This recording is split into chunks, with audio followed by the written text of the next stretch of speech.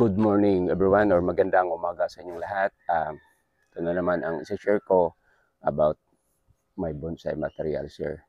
So, ang purpose ko nito na dinala ko ito dito kasi if ever doon ako magupit o saka doon ako magwire, ang daming lamok tapos init pa. So, itong gagawin ko, this is exposed throat red ficus. Then, share naman ako sa inyo yung na ano ko, na howling ko or na what you call na hunt ko doon na santan. So this is exposed throat then. So para ang gawin ko nito is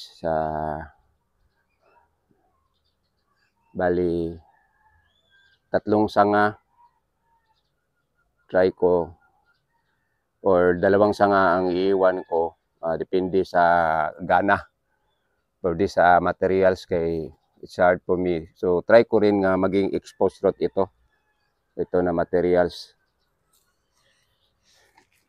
So for this unahin muna natin, anyway ihulong pa na ko ng tubig. So ito is nang lobo na itong mga wire. So tanggalin ko ito tapos gugupitan ko. So ito ang klaro, hindi kayo masyadong maliwanag. So yan, naglulubo na siya. So pag hindi yan matanggal, there's possibility mamatay yung mga materials natin.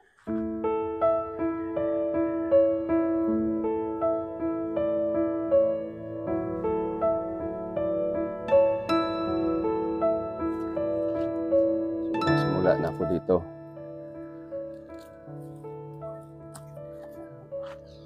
So pag matanggal na itong wire,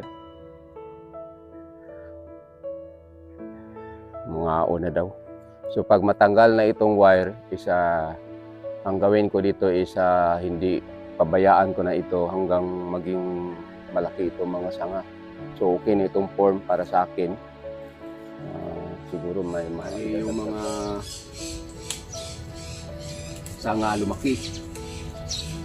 Or pwede sana ano ko ito, parang tawag na ipa-wild, pero mas maganda din yung mamimintin mo yung ano niya, yung itsura. Kasi pag ipa-wild ito, pangit.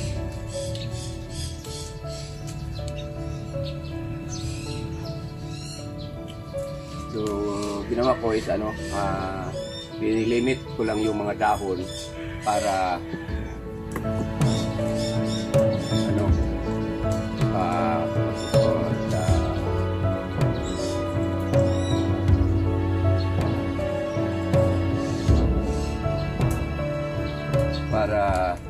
tawag yun, makita ng mga sanga.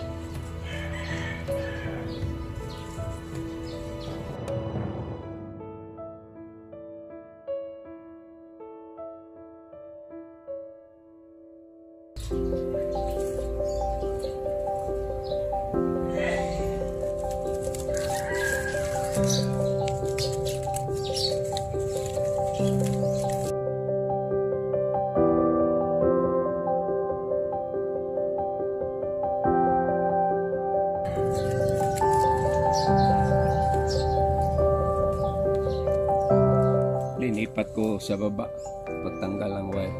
So grabe pala itong kung maliit ang wire nyo, hopefully makita ito yung binawire ko. Tapos bali tatlong wire ang dinadaan ko, puro maliit. Tapos supposed to be ganito yung niya form pag ganyan, but nag-twist, lumalaban siya sa twist. So nag-twist yan ng ganyan. So supposed to be like that. Then ang nangyari is nag-twist siya. So tanggalin ko ito tapos balikan ko ng malaking wire para labanan ko yung pag-twist niya. I-contradict ko yung pagwa-wire para madala siya.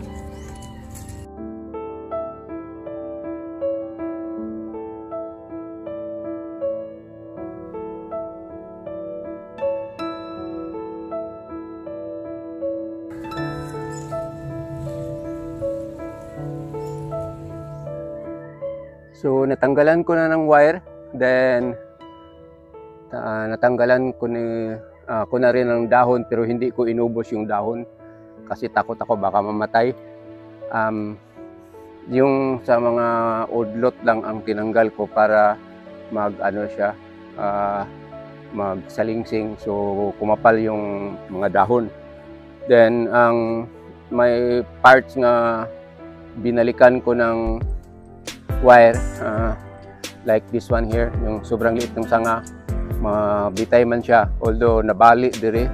So sige na lang, hopefully magsalingsing niya siya dire, so makulipan na nako. Then banting ang ginawa ko, so mga 4 na wire lang binalik ko. So ito yung mga nakuha ko na wire, madami, so magamit ko na ito sa mga bonsai materials ko na inumpisahan ko. Then putulin ko na lang dito yung sa ilalim yung nilusot ng ugat. Yan. So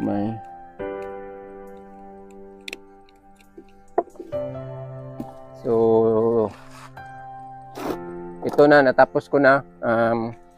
Naging pangit na siya. Ito parang bagong gupit. So pag magsalingsing ito, pabayaan ko ng muna, dayon gupit na lang. So ito ang 360.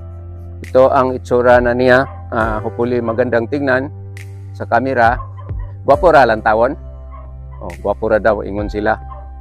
Baso wala naga-joke.